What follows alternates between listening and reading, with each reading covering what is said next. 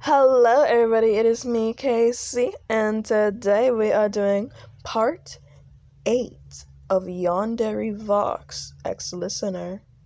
Let's get into this. 3, 2, 1. This is also the part that's gonna have the most violence and maybe mentions of sexual content. Yeah. With no consent, just so you know. Yeah, let's get into this. 3, 2, 1.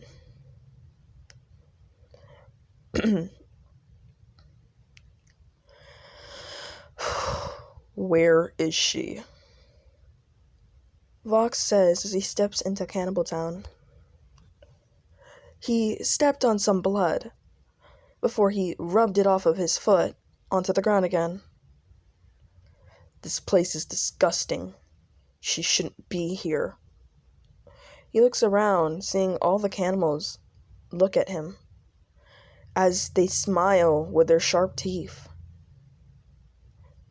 He then says, "You think you scare me? I'm fucking Vox, the overlord of..." 1 minute. I forgot what Vox was the overlord of, so I'm pretty sure he was the overlord of technology. Correct me if I'm wrong. I'm fucking Vox, the overlord of technology. You think you guys scare me? You must be fucking joking with me, he says. A bunch of cannibals start running towards him. He shocks them all down. They fall to the ground, zipping and kind of freezing up. As more come running towards him, one with a knife in their hand, as they try stabbing Vox, only to get shocked. He makes his way towards Rosie's home, slamming open the door to see a line of cannibals. He shocks them all down, letting them go down to the floor, as he laughs at some of them. One of them manages to get out. Fuck you, TV head. In response to that, Vox rips off his arm. As he does that, he looks at Rosie.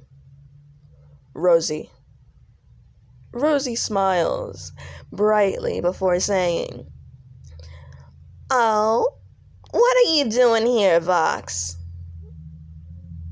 "I'm here to get back my wife." "Oh, your wife? Well, if you're here to get back your wife, I'm sorry, honey, but I don't have her." "Don't lie to me." "Honey, I don't have anybody's wife. The only people I have are cannibals. And I don't think your wife was a cannibal. Was she?" "No." "Then she's not here, honey." Vox looks at Rosie before zapping another one of the cannibals that just managed to get up. "If you don't hand her over to me, I'll dismember all of your people. After shocking them alive, of course," he says, smiling brightly. Rosie looks down at the cannibal people before looking at Vox. "Ah, shit," Rosie says.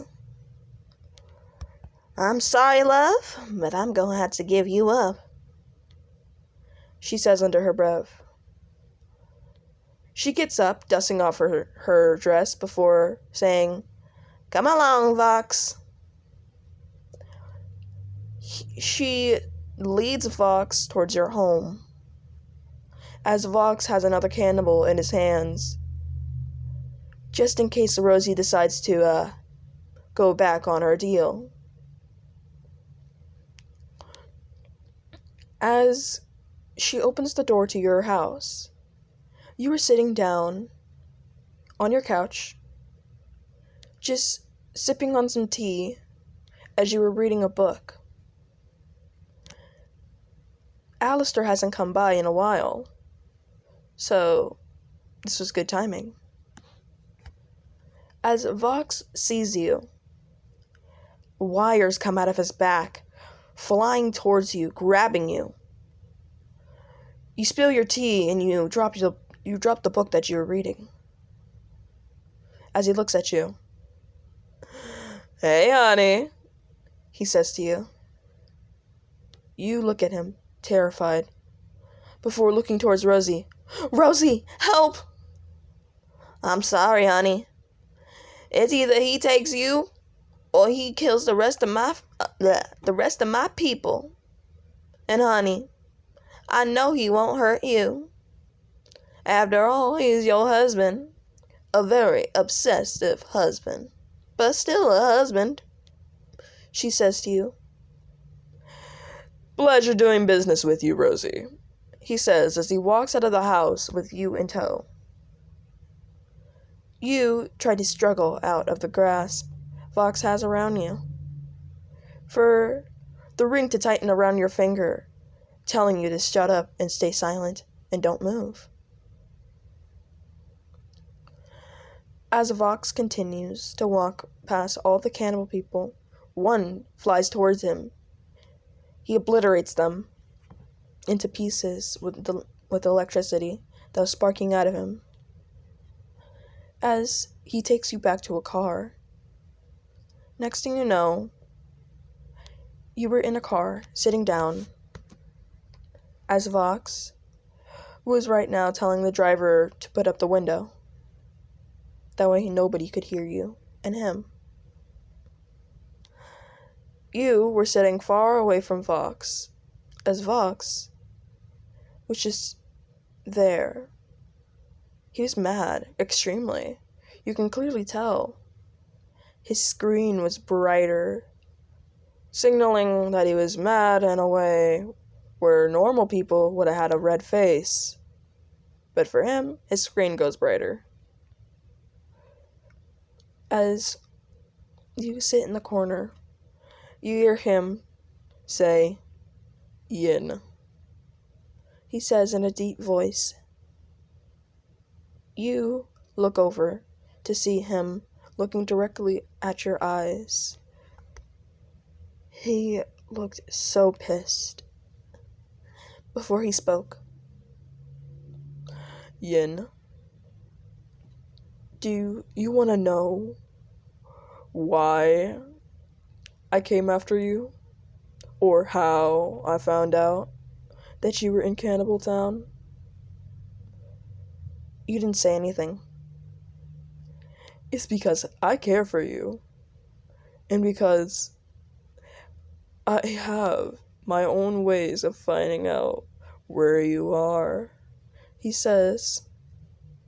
You didn't understand what he meant. But you didn't have time. As you felt something wrap around your leg, as another thing wrapped around your arm, as you were dragged towards Vox and placed directly on his lap. As he looks at you. "Sweetie, when we get home, you have a reward or a punishment waiting for you." You were confused. What did he mean? What could he possibly mean by reward and punishment? What does that mean? You had no clue. You arrived home, and Fox carried you bridal style to his side of the V Tower before placing you down on your bed, as he pulled out the same necklace, and he looked at you before saying, "You got two choices. One, you accept this punishment, where I shock you until you stop moving. Or, you accept the other punishment. And we have some fun together. You were confused what he meant. Love, you know what I mean. I mean, come on. I have waited patiently for you, and you were being so good. You being a perfect little housewife. Until you had to go ahead and wreck everything by running away when a blackout came. I really thought you loved me, I really did. Until you decided to run again for the second time. And then you tried to hide for the second time. Isn't that funny on how you were really showing out on how much you are a scared little sheep trying to get away from the big bad wolf, he says, as he walks towards you. So, love, what will it be? You accept this punishment? Or we have a night together? You were terrified. You didn't want to sleep with a man who was as deranged and crazy as this one. And you sure as hell didn't want to get shocked. You thought it over several times before pointing at Vox. As Vox looks at you, I'm sorry, my voice is, a minute. As Vox looks at you before saying, good, he says as he throws you onto the bed. You fell onto the bed as Vox climbs on you, as he connects your lips with his. As you guys sit there, he grabs your hair, pulling it back, as you scream, allowing him entrance into your mouth. And that is it, everybody. In the next part, it'll be after the fun scene. Because this is technically rape. And I know nobody likes that. Yeah, that is why I said multiple times in the last couple of videos that there would be a mention of rape and stuff, and I know a lot of people are uncomfortable with that, hence to me putting out all the little warnings beforehand. So, yeah, I said this part was going to be the most violent and,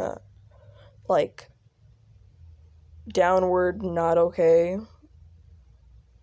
So, yeah.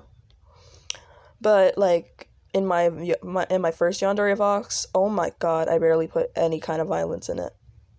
So this one's gonna have all the violence. Bye-bye.